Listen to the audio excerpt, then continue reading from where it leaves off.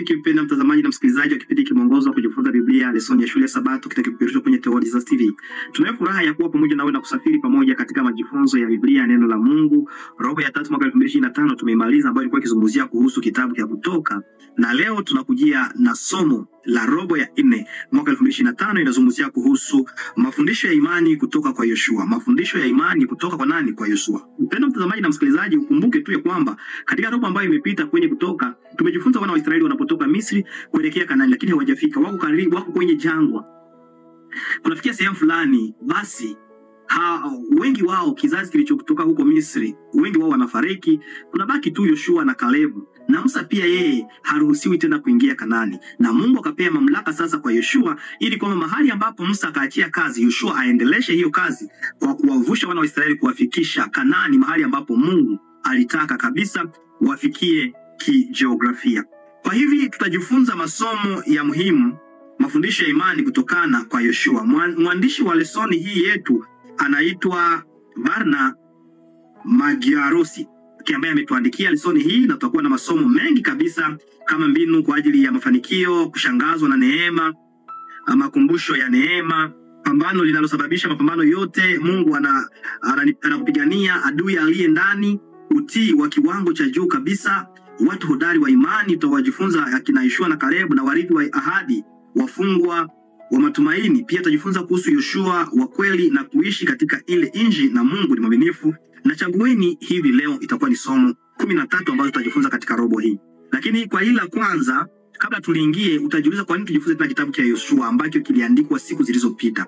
Utaelewa pamoja nami ya kwamba kwa pamoja tutagundua pamoja na wewe kwamba ingawa hata kitabu cha Yoshua kiliandikwa zaidi ya miaka 3000 iliyopita, ulimwengu tunamoishi leo hauna tofauti sana na ule wa wakati wa Yoshua, hasa sana katika changamoto zake za kiroho. Kwa hivi tunaweza kubaliana na changamoto zilizo ambazo tunaziona. Tunaweza kabiliana na hizo changamoto zitokanazo na mazingira tofauti, lakini hata hivyo zipo changamoto hususan za kiroho ambazo leo pia tunakabiliana nazo, na kitabu hiki cha Yoshua kitatufunza zaidi. Somo la kwanza linazungumzia kuhusu mbinu kwa ajili ya mafanikio.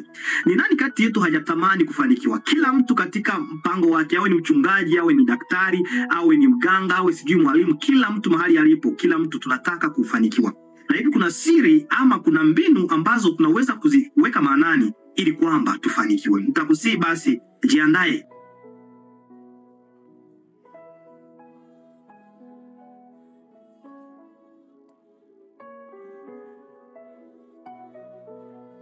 Fungu la ukariri ni kwenye Yoshua 1:7. Neno la Mungu linasema, uwe hodari tu na ushujaa mwingi. Uwe hodari tu na ushujaa mwingi. Uangalie kutenda sawasawa na sheria yote aliyokuamuru Musa mtumishi wa Mungu. Usiache kwenda mkono wa kuume au wa kushoto, upate kufanikiwa sana kila uendako. Hili ndilo neno la Mungu.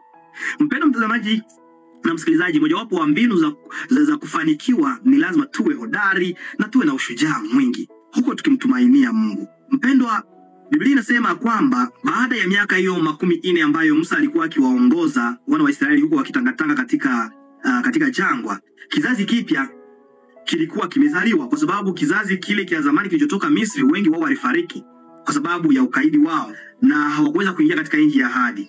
Musa pia alikuwa amekufa, na kiongozi mpya sasa anachaguliwa na Mungu kwa kazi hiyo, na huyu si mwingine ni Yoshua, ambaye anakuja kuwakomboa pia kuendeleza kazi ambayo Mungu alianzilisha ndani ya Musa. Kwa hivi yuko tayari kuingia. Kabla ya kuanza ushindi, kiongozi mpya na kizazi kipya wameitwa kumtumaini Mungu kikamilifu kabisa. Hivi hata kabla tuingie katika Kanaani ya mbinguni, kuna wale ambao walianzilisha kazi ya Mungu kabla yetu, wamefariki wote. Kabla ya kuingia Kanaani ya mbinguni, Mungu ametupea mamlaka ya kufanya kazi yake. Ni lazima tuwe hodari na juhudi mwingi ili kwamba tufanye kile ambacho wenzetu waliotangulia hawakumaliza. Sawa na Yoshua akafanya kile ambacho Musa alikuwa hajakifanya. Kwa hivyo kizazi cha sasa kinaposimama kwenye mpaka wa Kanaani hii ya mbinguni, wito wa kimungu bado unaonekana kwa nguvu. Inasema ila tu wewe uwe hodari na jasiri sana. Hiyo ni Yoshua 1:7. Inakualika kuwa hodari na jasiri sana, huko ukijua kwamba Mungu amekuchagua kwa ajili ya kazi yake tunapokaribia Kanaani ya mbinguni. Takualika kwenye somo la Jumapili Musa mpya, Jumatatu vuka, toa, gawa na tumikia. Jumanne waridhi wa ahadi, Jumatano uwe hodari, Alhamis kufanikiwa na kustawi, Ijumaa itakuwa ni kujifunza zaidi. Je, mpendwa mtazamaji na msikilizaji, wataka kugundua mbinu ama siri za kufanikiwa? Ikiwa ndiyo, jiunge nasi katika masomo haya. Pia usikose kusubscribe, kulike na kushare kwa watu wengine. Sote tubarikiwe. Asante Yesu Kristo kwa kuwa wewe ni mwema. Kila mara umetuita kutupatia kazi na unataka tufanikiwe. Umetupatia hata siri ambazo tunaweza kuzifanya ili tufanikiwe. Tusaidie pamoja na mtazamaji na msikilizaji kama ulivyomsaidia Yoshua kwa kuendeleza kazi ambayo Musa alianzilisha. Tuwe waaminifu katika kazi ya utume katika jina la Yesu Kristo. Amina. Ndugu, usikose kusubscribe, like na kushare.